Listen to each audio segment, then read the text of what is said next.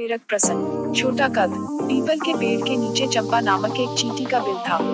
वह मिस्री की एक मोटी डली खींचकर अपने बिल की तरफ लाने का प्रयास कर रही थी। डली बड़ी होने से चंपा को काफी तकलीफ हो रही थी। उसका बिल भी काफी दूर था और कई दिनों से चंपा बीमार चल रही थी, इसलिए वह आने वाले बरसात के मौसम के लिए अपना भोजन इकट्ठा नहीं कर सकी थी। तब वह अपने लिए भोजन खोजने निकली थी तो कुछ दूर जाने पर उसे एक मोटी सी मिस्री की डली मिल गई थी। इतनी बड़ी मिस्री की डली को देखकर वह प्रसन्न हो गई थी और मन ही मन सोच रही थी कि यह डली कई दिनों तक क्या बल्कि महीनों तक उसके भोजन में काम आएगी। चंपा बड़ी मुश्किल से उस डली को मुंह में दबाई खींच रही थी। अचानक आकाश में बादल घिर आए, तेज हवा चलने लगी। हवा की ठंडी फुहार को देखकर चंपा समझ गई थी कि कुछ ही देर बाद बारिश शुरू होने वाली है और अभी उसका बिल बहुत दूर है। अतः उसने पूरी ताकत जुटाकर जल्दी उस डली को खींचने की कोशिश की, परंतु तभी मोटी मोटी बूंदें गिरने लगी। चंपा हताश हो गई। उसने जान लिया था कि मिस्री की डली को अब वह अपने बिल तक नहीं ले जा सकती। बारिश के पानी से जल्दी ही गल जाएगी। उस समय उसे अपना छोटा कद होने पर बड़ा दुख हो रहा था। वहीं एक अन्य पेड़ पर बैठी गुल नामक एक बुलबुल बड़ी देर से चंपा चींटी को मिस्री की डली खींचते देख रही थी और अब बारिश होते देख वह समझ गई कि पानी में मिस्री गल जाएगी और चंपा चींटी की मेहनत बेकार हो जाएगी। वह तुरंत उसके पास आई और सहानुभूतिपूर्ण स्वर में बोली, चंपा तुम कहो तो इस डली को मैं तुम्हारे बिल तक पहुंचा दूं, वरना यह बारिश के पानी से गल जाएगी। बहन बुलबुल, यदि तुम मेरी सहायता कर दो तो मैं सचमुच तुम्हारा यह उपकार जीते जी नहीं भूलूंगी। फिर चंपा के कहने पर बुलबुल ने डली को अपनी चोंच में दबाया और उसके बिल पहुंचा आई। तब चंपा खुश होकर बोली, तुम बहुत अच्छी बुलबुल, सदा सबकी सहायता करने को तैयार रहती हो। बहन, एक मैं इतनी छोटी सी हूँ कि किसी के काम नहीं आ सकती। इस पर गुल झट से बोली, नहीं चंपा, ऐसा नहीं कहते, तुम अपने आप को छोटा क्यों समझती हो, जबकि तुम्हारा दिल तो बहुत बड़ा है और तुम्हारे विचार भी बहुत अच्छे हैं। देखो बहन, शरीर के छोटा होने से कुछ नहीं होता, दिल बड़ा होना चाहिए। और फिर गुल अपने घर चली गई। चंपा ने धीरे धीरे मिस्री की उस मोटी डली को अपने बिल में खींच लिया। समय गुजरता रहा। बरसात के मौसम में चींटी मिस्री की डली को खाती रही और मन ही मन बुलबुल का आभार व्यक्त करती रही। बरसात का मौसम गुजर गया। सितंबर के महीने में मौसम साफ होने लगा। स्कूल कॉलेज खुल गए। एक दिन स्कूल के बच्चे पिकनिक मनाने के उद्देश्य से जंगल में आए। उन्होंने बुलबुल के पेड़ के नीचे ही अपना डेरा जमा लिया।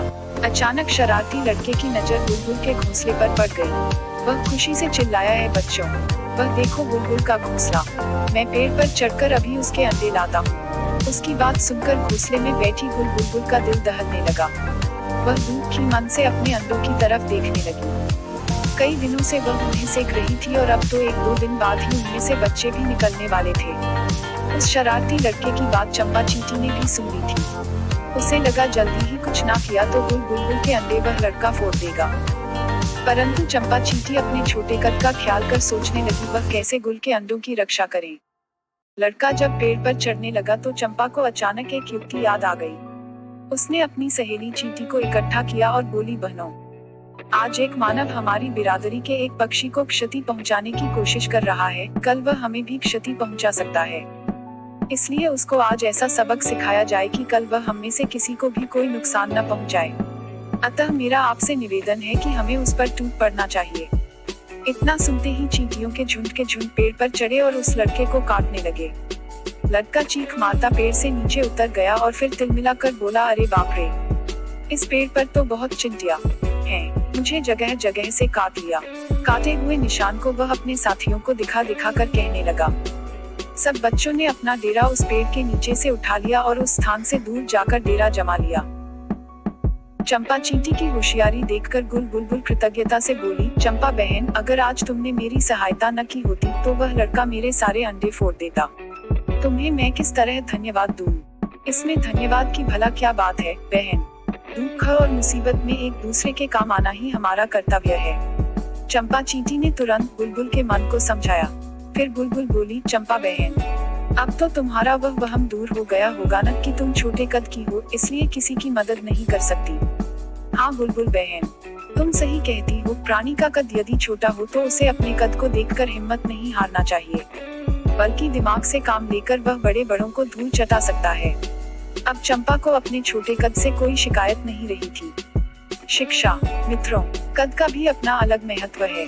यदि किसी प्राणी का कद छोटा है तो उसे अपने कद को देखकर किसी भी काम से नहीं घबराना चाहिए। एक छोटा प्राणी भी बड़े से बड़ा काम कर सकता है। जिस प्रकार छोटे से जीव ने अपने साथियों की सहायता से उस छात्र को बुलबुल के अंडे उतारने से रोक लिया।